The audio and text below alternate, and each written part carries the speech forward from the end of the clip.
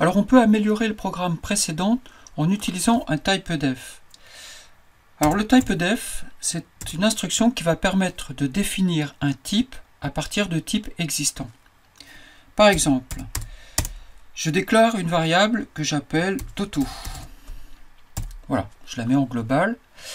Donc cette instruction, c'est simplement la déclaration d'une variable de type int.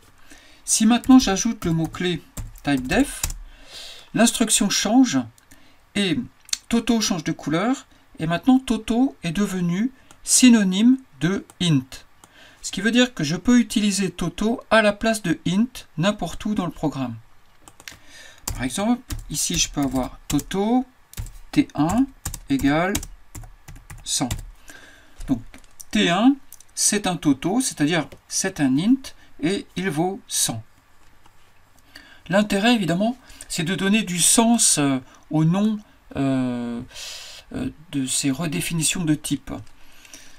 C'est très utilisé par des développeurs de librairies qui vont pouvoir comme ça ajuster le nom de type de variable avec la fonctionnalité de ces variables dans leur développement.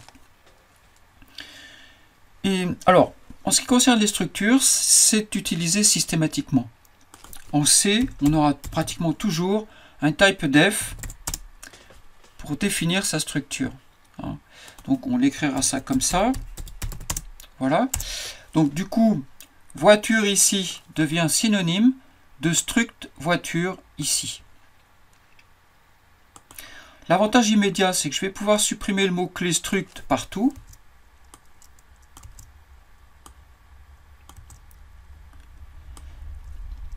Ce qui fait que mon programme va gagner en lisibilité. Et ça va alléger l'écriture du programme.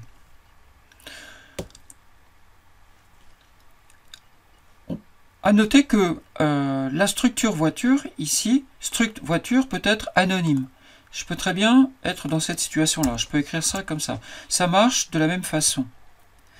On aura juste un problème dans ce cas, si l'on souhaite avoir dans la structure un pointeur voiture étoile.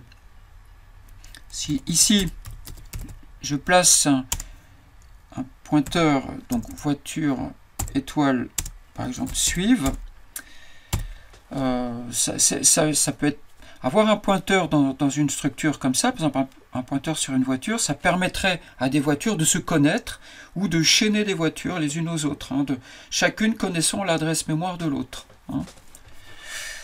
Bon, alors, si j'écris ça et que je compile, je vais avoir des erreurs.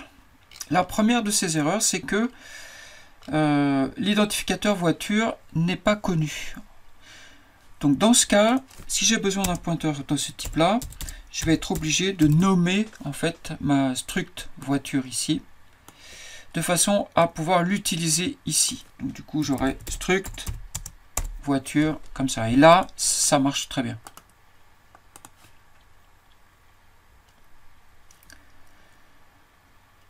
Voilà. Alors, éventuellement, on peut avoir le même nom ici.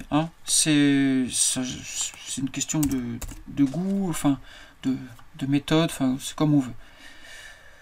Voilà, donc voilà pour les typedef. Leur utilisation est indispensable et doit être systématique à propos des structures en C. En C++, c'est implicite. On n'a même pas besoin de faire le typedef.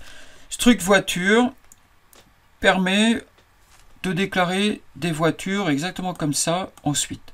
Mais en C, on est obligé de passer par un typedef. Donc on est obligé de passer par typedef struct et ensuite un nom derrière.